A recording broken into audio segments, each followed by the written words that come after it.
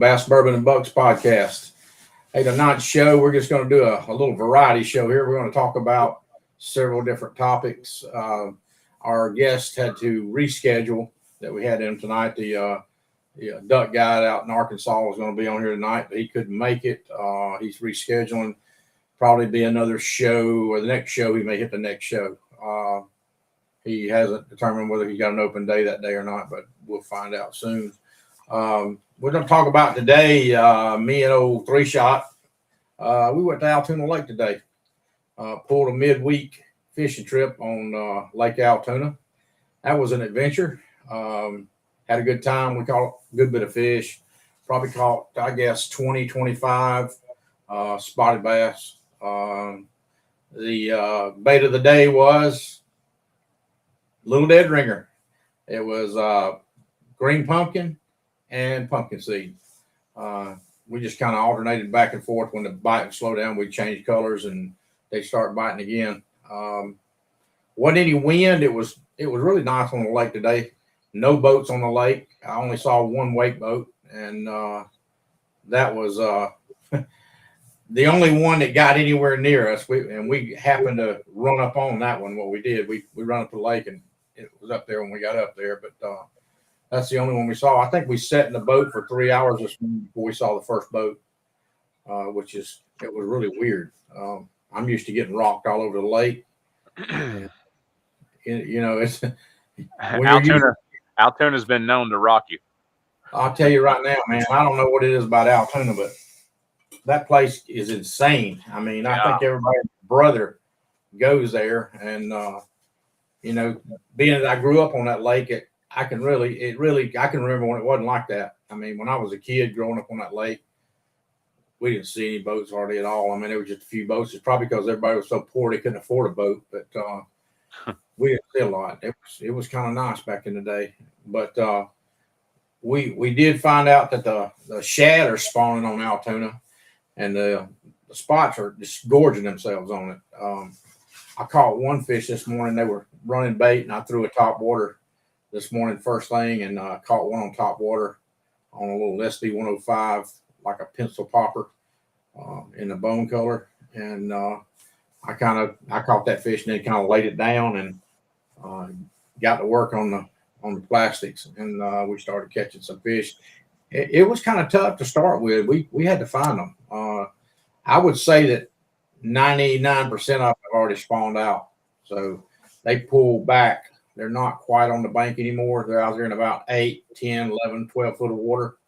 I pulled up shallow like I usually do and tried to fish, and I know that they weren't in the same spot that we were catching them the other day, Brandon, when we were up there. They were out deeper, and they weren't even on that flat at all that we fished on. And they had moved, and they were chasing bait so much. It was insane. I mean, I pulled up on one bank, and the water just gin clear, and you could see good.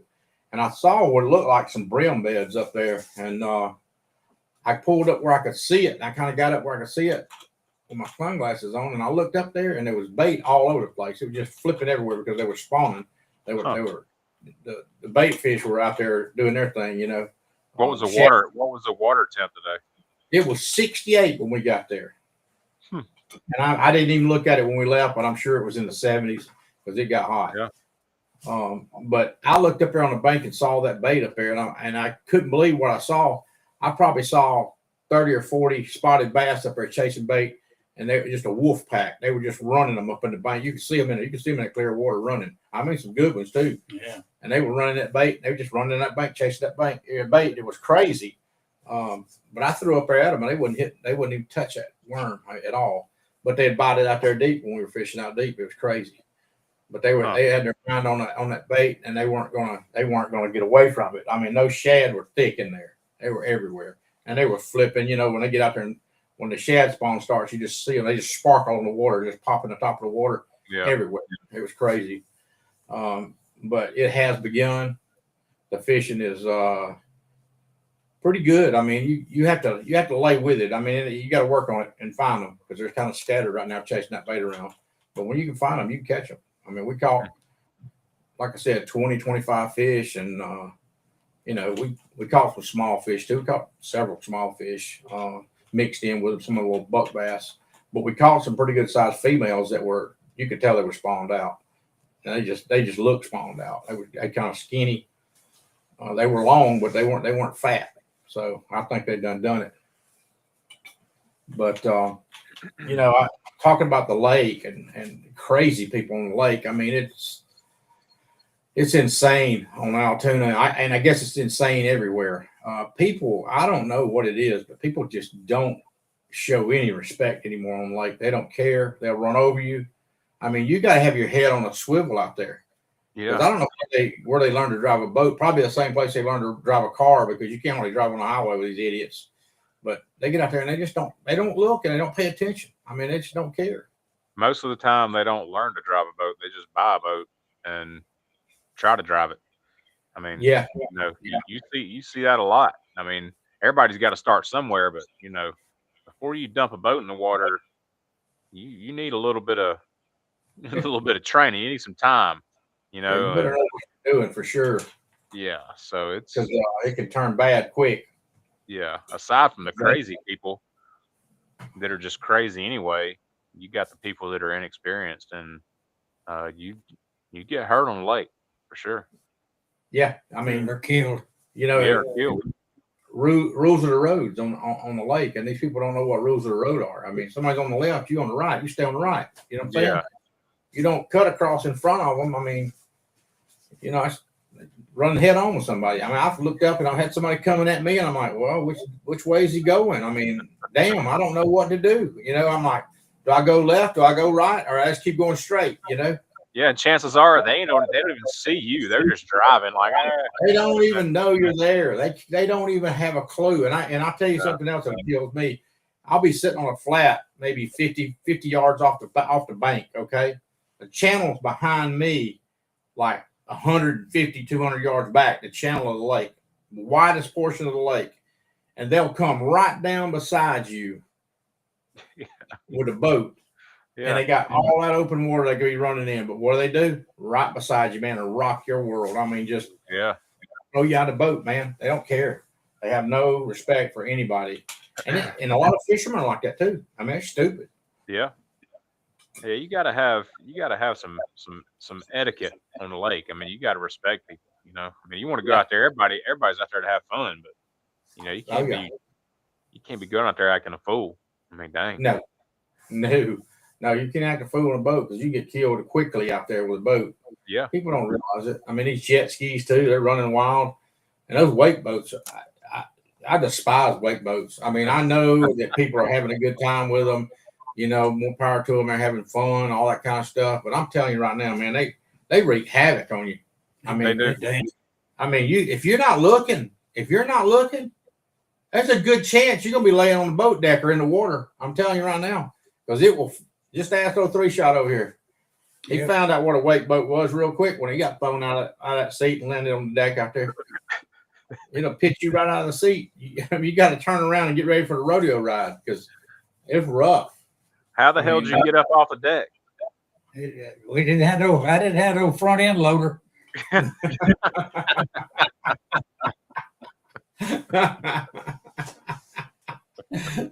But yeah, it's strange when you ride up on the lake and you don't see nobody at the boat ramp. I mean, there's like three trucks out there this morning. I mean, and they were already in the water when we got there, and I think they were just crappie fishermen, and they were just out there crappie fishing, you know. And it was really crazy being out there on the lake. I enjoyed it. You know what?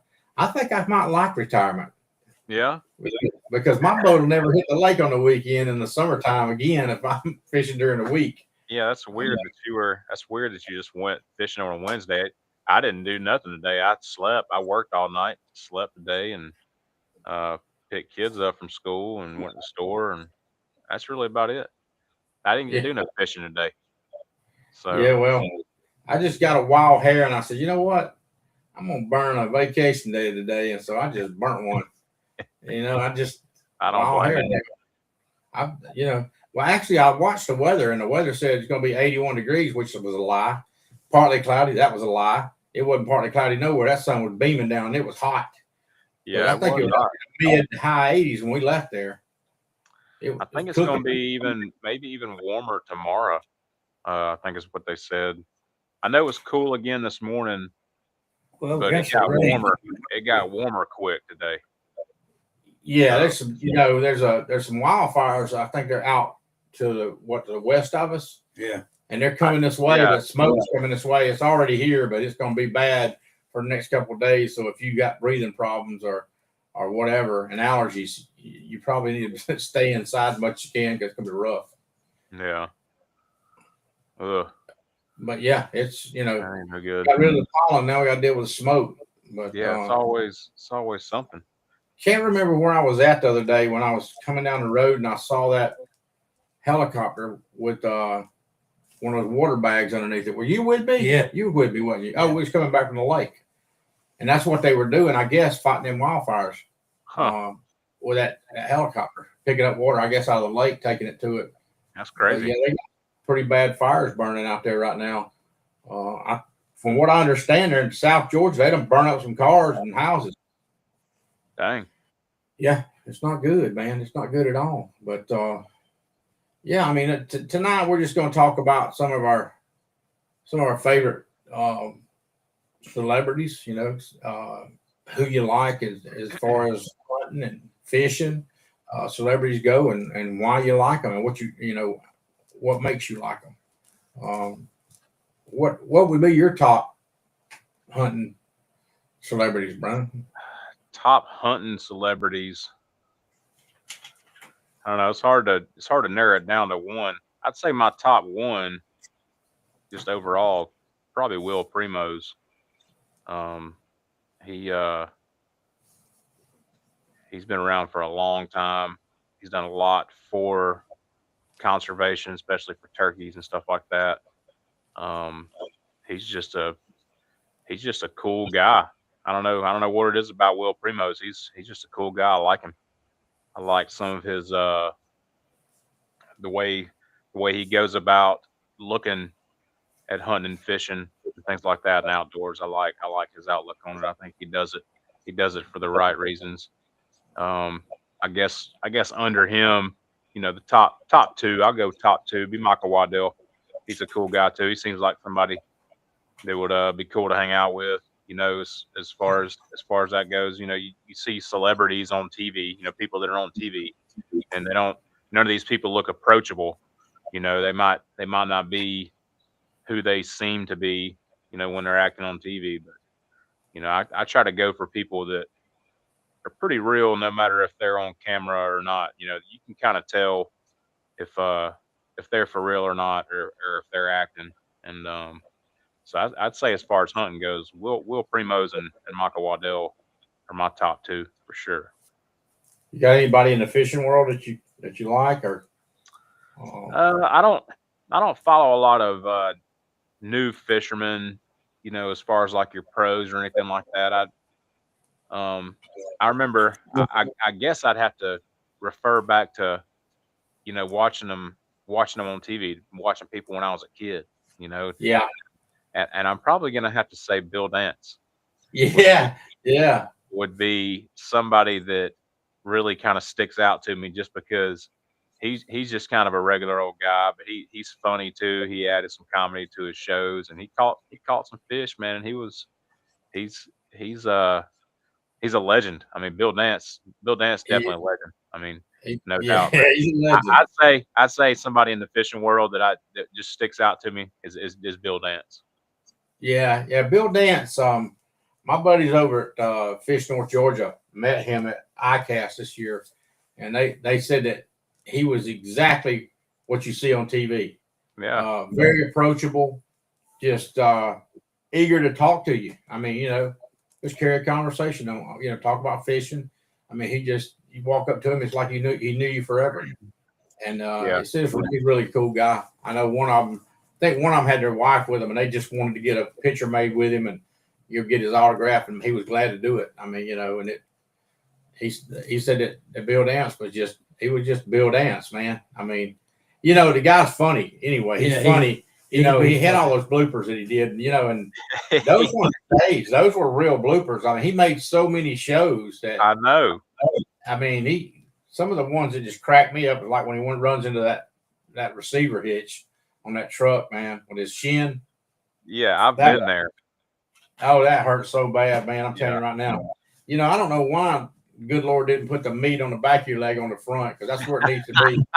I know, but man, that trailer hitch is Man. hell. That thing's hell. That'll make you scar some drawers right there. I'm telling you Yeah. right now. Yeah. Because that hurts bad. Okay. That make a tear come out of your eye. Several of them. You're going to sit down for a minute when you hit a receiver. You hit it right. Yeah. Because it makes a good sound when you hit it. That clunk. I mean, nothing like that sound. Yeah. It's like you start hurting before you even hear the sound. You know what I mean? It's like, yeah. I mean, it's like you know you're fixing to hit it, but you can't get the brakes on quick enough, and then you don't hit it. Yeah. Oh man, it hurts so bad, man. There ain't nothing like bone and metal slamming together like that. Yeah, that's horrible. But yeah, I guess some of my favorites would be Michael Waddell, of course. I like Michael Waddell, but I like Roger Ragland too. Roger Ragland, man, he's just genuine. He's a deer shooting machine, and he don't mind telling you that's what he likes to do. Yeah. You know, he gets on there and he talks about it. He likes to shoot deer. I mean, that's what he gets out there for. You know, he ain't trying to hurt nobody's feelings, but he said, that's what I do. He said, I like to kill deer. That's exactly what he said. And, you know, he don't know bones about it. He's a good guy. I hope to get him on the show here one day. Try to get him on here, and, you know, might not get him for an hour. We might get him for a half hour. I think he lives out in Oklahoma. But he might jump on with us. I mean, I'm going to try to get him anyway. I mean, I know he'll be a hoot, man, because he's a talker. He is a talker, and he drives that old red truck he's got. He's got an old red truck. I think it's a red Ford truck, and I think he had over 350,000 miles on that truck before it gave up the ghost. Dang. He drove it all over the country, and finally had to put a motor in it. But man, I think Ford come out there and talked to him about it, you know, because it was such a big deal. He put that many miles on it. It's just a gas burner. It ain't no diesel. Yeah. It's like a F-250, an old F-250. And he got a camper shell on it, and he drove it all over the country. It's just hunting. But yeah, I like him. He's a good guy. But in the fishing world, I like Hank Parker. I mean, Hank Parker is the real deal. I mean, you know, there ain't nothing special about him. He just a good old boy from North Carolina, you know, and he's fished his entire life. And I remember him back in the 80s and in the late 70s, you know, fishing on Bassmaster. And I think he won the Classic one time, and but he won several tournaments. He's just a good all-around good guy. I mean, just a good guy.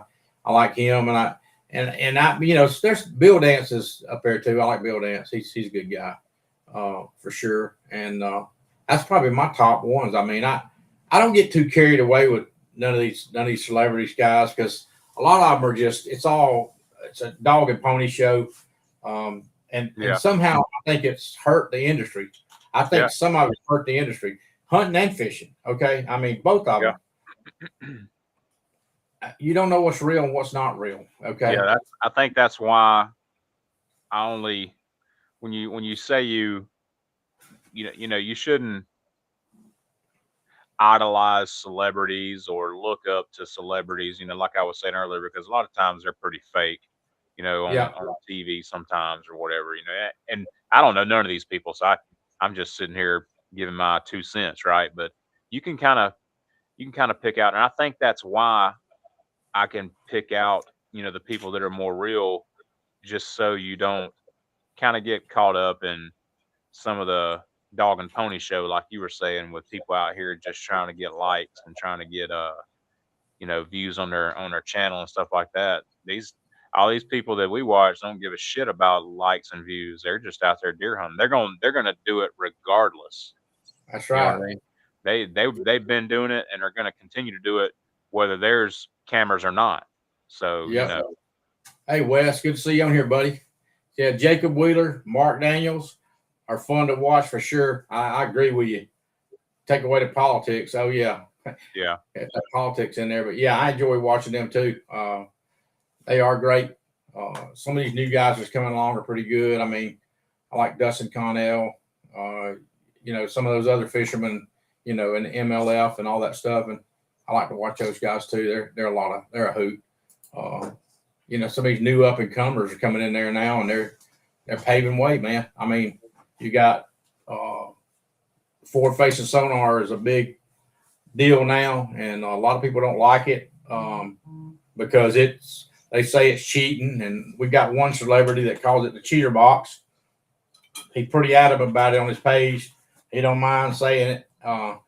He will remain nameless because I'm not going to name his name. But anybody in the fishing world knows who I'm talking about. I'm not against it. I'm one of the old guys too, and I fished, the old fashioned way, and I still fish instinct a lot. I don't use that box, as much as I could utilize it. I've got one too. They cost a lot of money. I mean, I've got one on my boat, and I use it sometimes. Do I say it helps me? No, I don't think it helps me. It hadn't really helped me. I mean, it's great for crappie fishing, but bass fishing, you got to be some kind of good with it. I mean, there's no doubt about it. Wes said, the runner-up at Red Crest didn't use forward-facing sonar for the whole tournament. That is true. He sure didn't, and he done real good too, buddy, without forward-facing sonar. I mean, it's some of these guys that fish it and know it can load the boat with fish. I mean, at the end of the day, though, like I don't much have an opinion on it either way. I don't really care. I guess in a tournament situation and something where you're playing for money, just like any other sport or event like that, where you're playing for money, there's got to be rules that can come into play, as being questionable. But I mean, who cares really? I mean, it's just like it's just another tool. Like at the end of the day, you can't make them bite your bait. So yeah, No. maybe you got a different view on them and you found where they're congregating. You know what I'm saying? And you can target them a little bit better, but you really can't make them bite. You know what I mean? So, I found some good fish today on it. I mean, I was using it today, when I was on the lake, and I found some fish, but I didn't catch the fish I found. I did throw at them, but I didn't catch them. They weren't hitting what I was throwing. I don't know. It might not have been bass, but it looked like bass on there. I mean, I'm not a professional. I don't know anything about identifying them. I know what they're supposed to look like on there. And, you just don't know unless you use it a lot. I mean, bass typically on a forward-facing sonar, a bass will be a vertical line. It won't be sideways. It won't be horizontal. It'll be a vertical line. And there'll be 7 or 8 kind of scattered among each other, kind of suspended up from the bottom. And that's how they travel. And the way you know that is you'll see the bait fish will be a ball of bait. You'll see the ball of bait there. And you'll see those lines kind of away from that bait or under that bait. Typically, that's bass. Now, crappie, on the other hand, will be a white hot dot. It'll be like a round hot dot on there with a core, and you can see it. And they call them dimes because it's like shaped like a dime. And they'll be separated, and they may be 100 of them there. And I mean, you can pretty much tell the difference between the bass and the crappie. And there's some of these guys are so good, they can tell you when it's catfish. I mean, that's how good they are. They can go, okay, that's a catfish. And they say, you don't believe me? And they'll drop something down on his head and catch him and pull him up. It'll be a catfish. I mean, these guys are good with it. I'm telling you right now, they're good with it. And, is it going to win tournaments? Oh, yeah, it's going to win tournaments.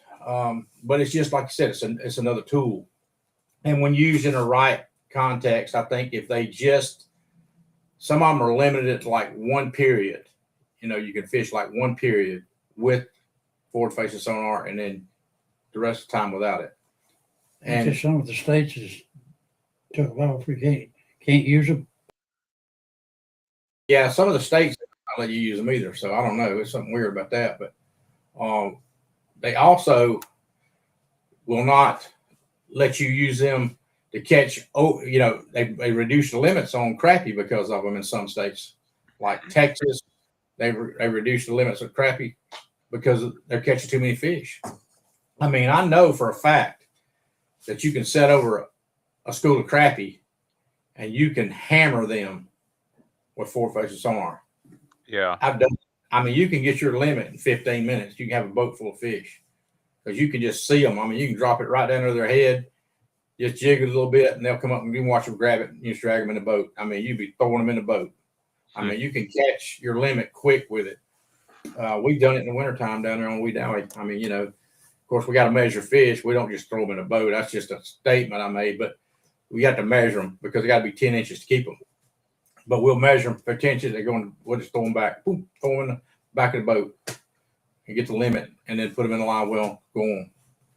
I mean, that's how good it is. I mean, it can be good, but my side imaging and my down imaging, I think I use it more than I do anything else. I mean, you can see more with it. I think I can see 100 feet out left and right of my boat. I can tell you what's on the bottom. I can see fish on it. I can see everything.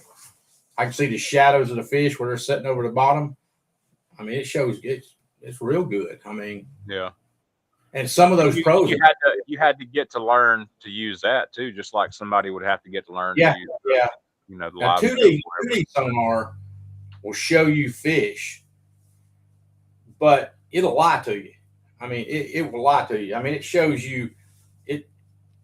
When I had hummingbirds, I've got all Garmin's on my boat now. I got 2 Garmin's at the steering wheel, and I've got one in the front, and they're different than the hummingbirds I had. The hummingbirds I had, like that mega live and that mega down imaging and stuff, that stuff's great, man. I'm telling you right now. I mean, you can't beat the detail. I mean, if there's a tree under the boat, you can see the tree and you can see the leaves on it, had leaves hanging on it. I mean, that's how detailed it is. You can see the fish, hanging around the tree limbs, all that stuff. I mean, it's really, really good. It's not in real time, though, like live scope is. What you got to understand about the hummingbird is you roll over it and it's picking it up, okay? It's like on a reel. Hey, Priscilla. It's picking them up. It's picking it up on a reel, so you've already run by your point. You've gone by it, and then it's going to reel up and show you what you just went by. So it's very hard to pinpoint and stay on something with that live on that thing.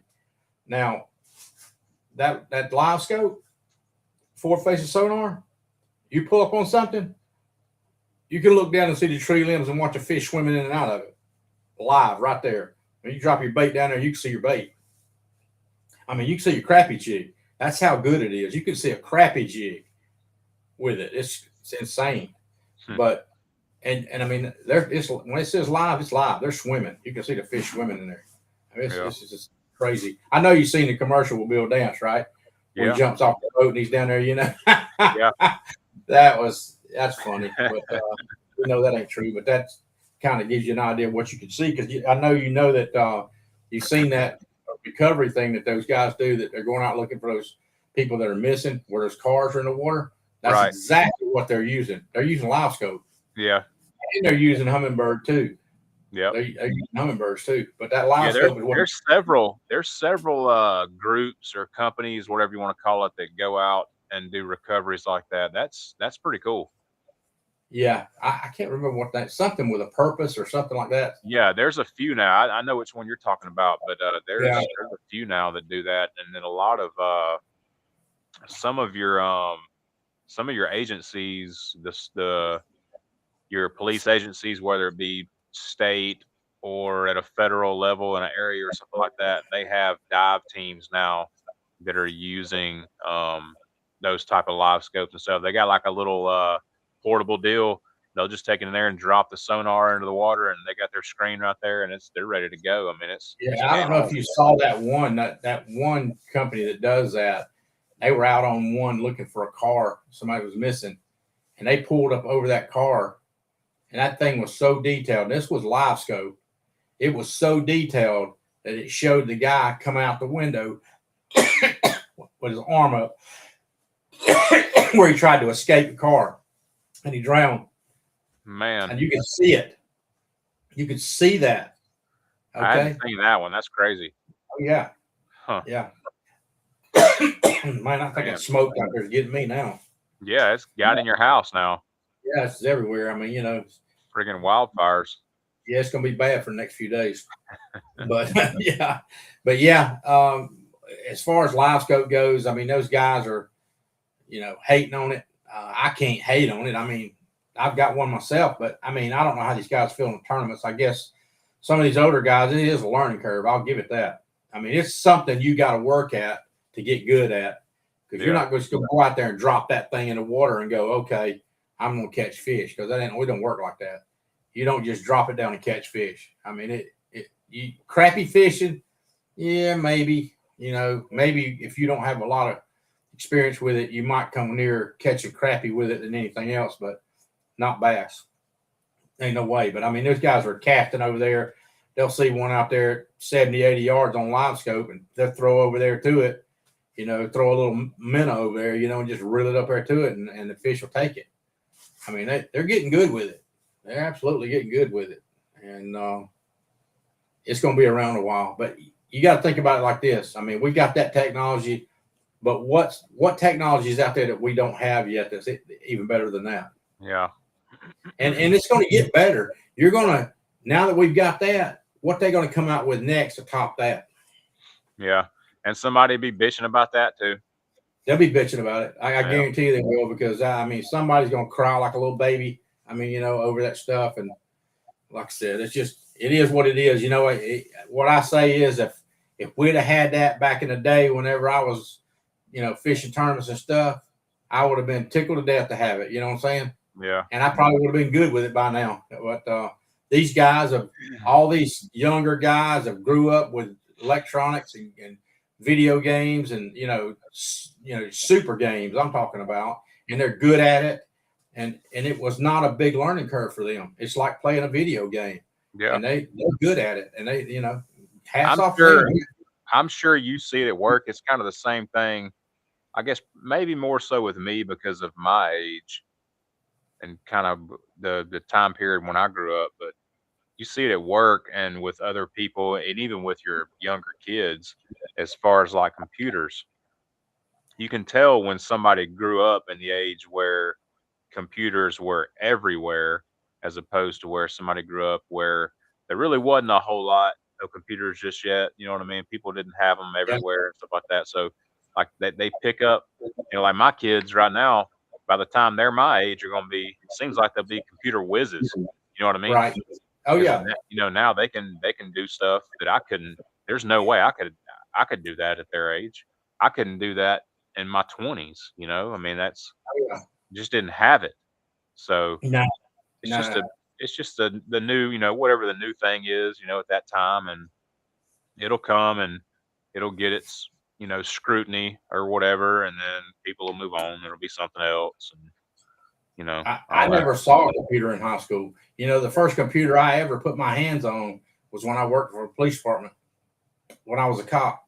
That's the first computer I ever touched. Yeah.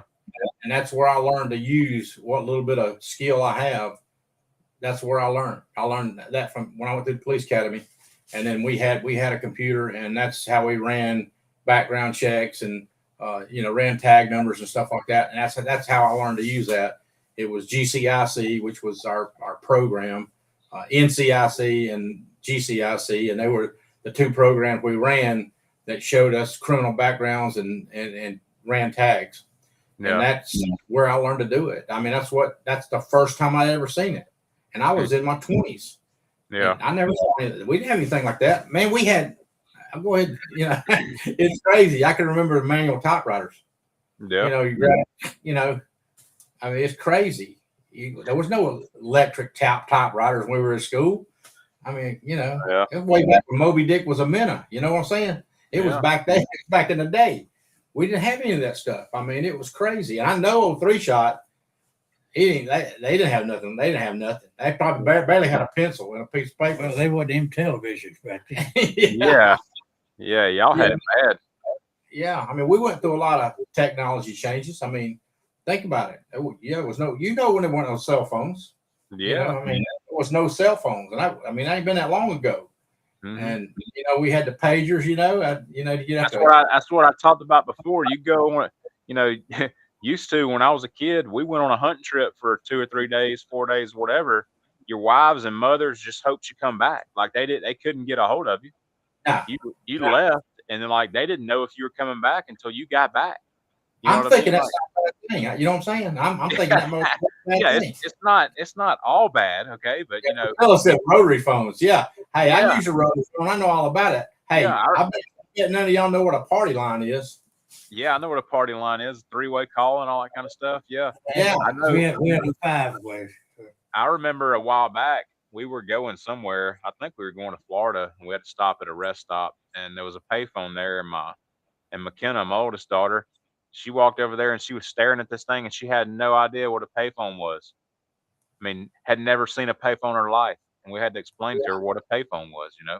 And you don't see them a whole lot anymore, anyway. But still, they had a payphone at this place, and she's like, "What in the world is this?" Priscilla said, I remember when Papa had a car phone in his F-150. Yeah, couldn't nobody use it though. Yeah, I know it's too expensive. You couldn't afford to call anybody on it. You couldn't use it unless you were bleeding. Unless you were bleeding to death, that's the only way you could use it. I think it was like $40 a minute. I called home one time from Waycross, and I think that bill was about $80. Yeah, from Waycross. Good God, man. I believe it. Yeah, that's insane. I had one of them bag phones too. That's crazy. I didn't use it very much because I couldn't afford the bill, you know, because it was expensive. Yeah. That's insane. But yeah, we saw a lot of technology. I mean, just in the last, I want to say 30 years, a lot of technology came about. Yeah. Has been. And it's only going to get better. Yeah. I mean, you know, hunting and fishing. Everybody's always trying to come up with something to get an edge, because really, I don't know if you'd have enough. You might have enough technology, but I don't know if you'd ever really have enough technology to get the edge that you're looking for. You know what I mean? Yeah. If that was the case, then right now everybody would be killing trophy deer consistently, or catching giant fish consistently. You know what I mean? Like it's never going to get to that point. They always still have that one edge over you. You know. Yeah. The animal, on that, the fish or the deer or the ducks or whatever it is you're hunting. You know what I mean? Like, I don't think technology is ever gonna get to that point to where you just dominate. Everybody can dominate. You know what I mean? Wildlife gonna stay wild. Yeah, I mean, it's wild. They survive for thousands of years. It's not going to ever, you know. Yeah, you're not going to get one up on them. I'm telling you right now, they got the upper hand. You know, some of them animals might have a brain the size of a pea, but they're still smarter than we are. Yeah. I mean, really, like a turkey, man. It's crazy. Yeah, we got whooped the other day turkey hunting on a spot that's probably pretty tough to turkey hunt anyway. It's not a very big area, and probably not a ton of turkeys there. There are some, but we got whooped the other day. Didn't even hear. I think I heard a turkey gobble right when we got out of the truck, way off property. Other than that, I never heard anything else. They probably heard us come in, you know, or something, or I had no idea where these birds were roosting. I had an idea where they probably were, which if they were roosting there, we should have been good, but you never know. But yeah, it was just kind of one of them days where went in a little bit blind and kind of set up and just waited them out. And we gave it several hours, but never did turn out to anything. Had a good time though. It was fun. Oh yeah. I mean, it happens that way more times than not. I can remember back when we used to kill some turkeys. You know, we hunted a lot. I mean, if you think about the time you put in versus you actually taking a bird, the getting out there and going outweighs you killing the bird. Yeah. Because I mean, I spent many a days out there in the woods and ain't heard a bird. Can't even heard a bird. Can't find one. I mean, you know, and then they'll drop in your lap. I mean, it's crazy. You know, like old 3-Shot over here. I remember one of his first turkey hunts. He went on. I give him a 10-minute crash course in how to use a box call, and he went right on down there and marched in there on the property and sit down and killed a good one. Yeah. I mean, it was just It happens okay. like that sometimes. Yeah, I mean, they just walked up there and said, "Shoot me," and Yeah. it was crazy. But Yeah. that was a pretty good bird, and Yeah. it happens like that sometimes. But like I said, catching fish, technology, catching fish, shooting deer. I mean, these cell cameras they got out now, and there's a little bit of a delay in the pictures when they come in, but not much. But I'll be honest with you, I have yet to kill one just because we had him on camera. Yeah. It doesn't make any sense. I mean, you get to see them. I may get you excited and all that stuff. They're there, but do you actually shoot the deer right there where the camera's at? No. I mean, it don't happen that way. Generally, we don't ever see them again once they get on camera. Most of the time they'll disappear, and we'll run. End up shooting one that ain't never got on film, We'll run cameras for fun. I hadn't even.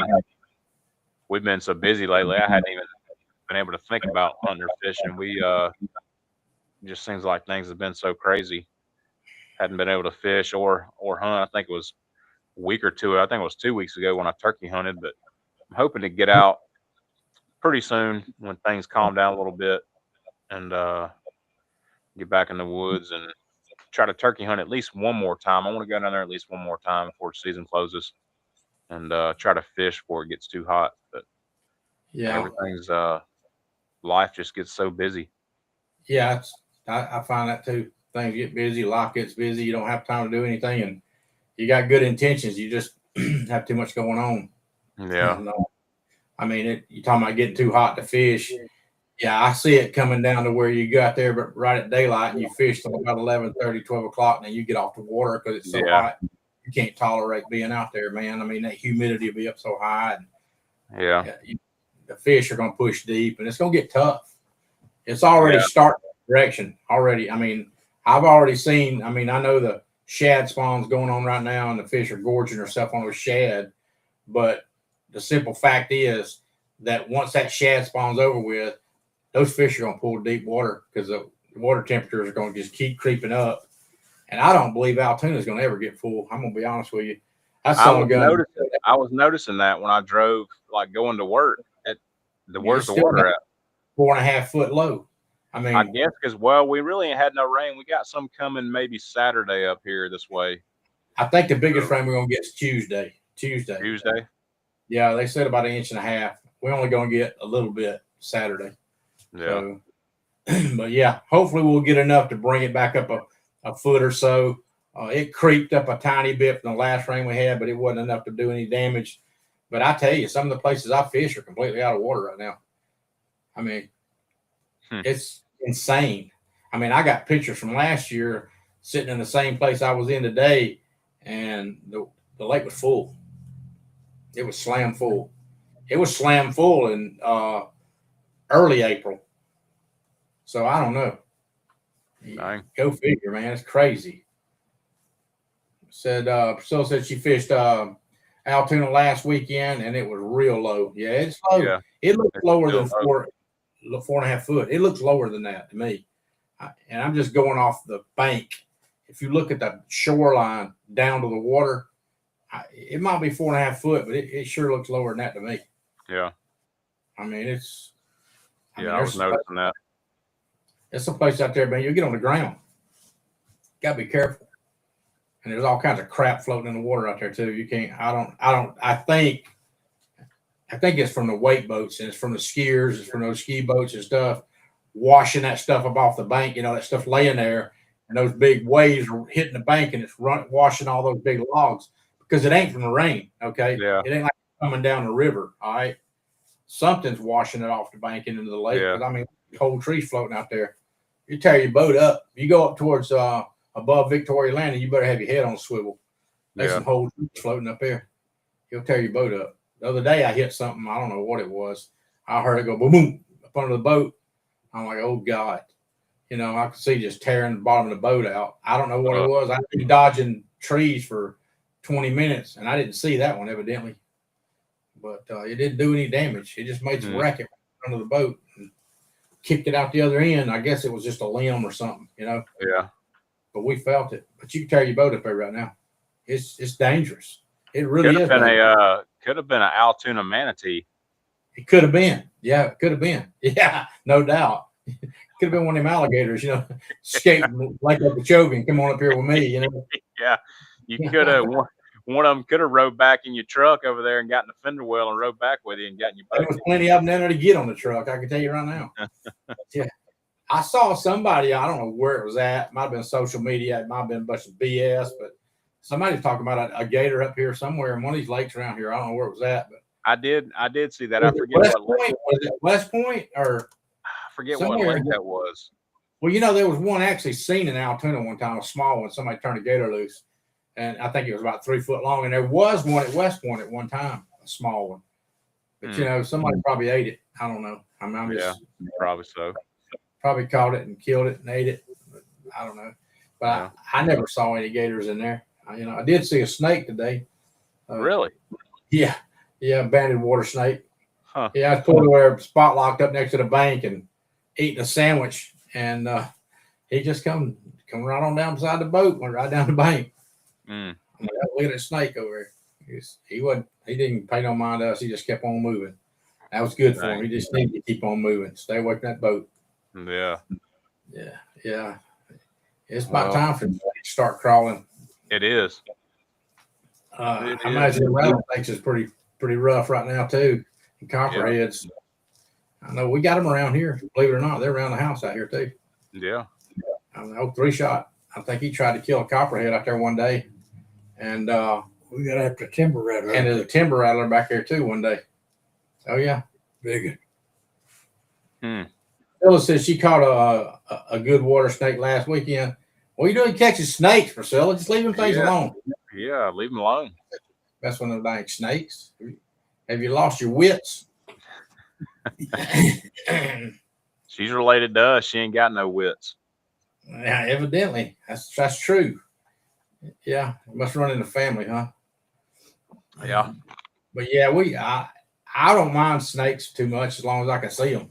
Yeah. And I don't really mind non-poisonous snakes. I see them all the time, and they don't really bother me that much. It's some ones that's poison that scare me. Yeah. If I get to see it, and then it gets where I can't see it. Always nothing like that sound you hear when that rattler starts popping off, and you don't know where he's at. Yeah, that's a horrible sound. Mm-hmm. Horrible sound. Yeah. What Priscilla said a long time ago. Yeah. But yeah, what we got right here? Let's see here. I want to miss none of these comments on here. It says just sent Brian a video. Okay. This guy sent you a video. She did send me a video. Let me check it out here. Yeah, see what she sent you over there. She sent me a video of her playing with a snake. No kidding. Yeah. She's trying to get bit. That's what it is. Yeah, they will bite you. Yeah. And they will bring blood. She's trying to get bit. Yeah, I picked up a king snake one time and he nailed me. And they will bring blood. I slung him. I screamed like a little girl because I'd never been bit before. I knew it wasn't poison, but it kind of scared me there for a minute. Yeah. Come out of that bushes and grab my britches leg. I do remember that. Yeah. That one had me freaked out because we killed a lot of rattlesnakes on that property in Heard County. I don't know if you remember that place, Brandon. We had that little piece of land over there loaded with rattlesnakes. I do remember that place. Yes, I do. First trip in there, we didn't have it for very long. No, we didn't have it very long, and I'm kind of glad. That place was eat up with rattlesnakes. I mean, it was just everywhere. That's the place where they ran. That's the place on the Alabama line where they ran dogs over there. Yeah, that's where they ran dogs at. Yeah. So it said it did bite her. Yeah, it looked like it was fixing to bite her. It did. It should have bit her. It should have left it alone. That's why you don't pick them up, because they bite you. Yeah. I know they ain't poison, but I don't want one biting on me. No. I don't want bringing the blood, that's for sure. No. But yeah, I hate we didn't have our guest tonight.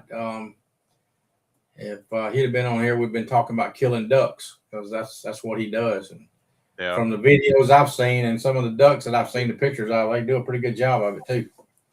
They kill a fire out of them out there in Arkansas. We'll get him on here soon and talk about some duck hunting. I'm curious about some stuff with that too. I've never duck hunted. That's something I'd probably like to do one day, really.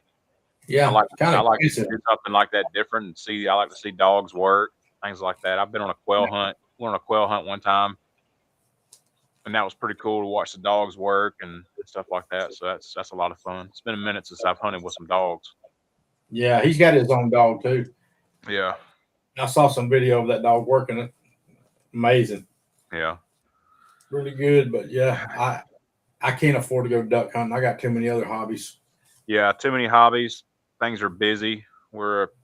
Life's busy right now. We just got back from Nashville and for a cheerleading competition, and then got a baseball game tomorrow afternoon in Dalton, Georgia. Good Lord. Yeah, so we got to go up there. Got to be up there by 6 o'clock tomorrow. So yeah, it never stops around here. Life gets in the way. It does sometimes, but take it all in, no matter how busy you are. All those little moments and that you think are kind of a pain in the butt. Sometimes maybe sit and stop for a minute and take them all in. You might miss something if you don't. So. Yeah, that's true. That's true. It's kind of where I'm at with it. I'm kind of accepting the busyness and while I can, Yeah. So I remember those days. But yeah, I remember those days at the ballpark 4 nights a week. Yeah, it gets crazy sometimes. Yeah, I wouldn't trade it for anything though. Yeah, it's a good time. Yeah, yep. It's all about family. Yeah, we had a good time in Nashville, so it wasn't.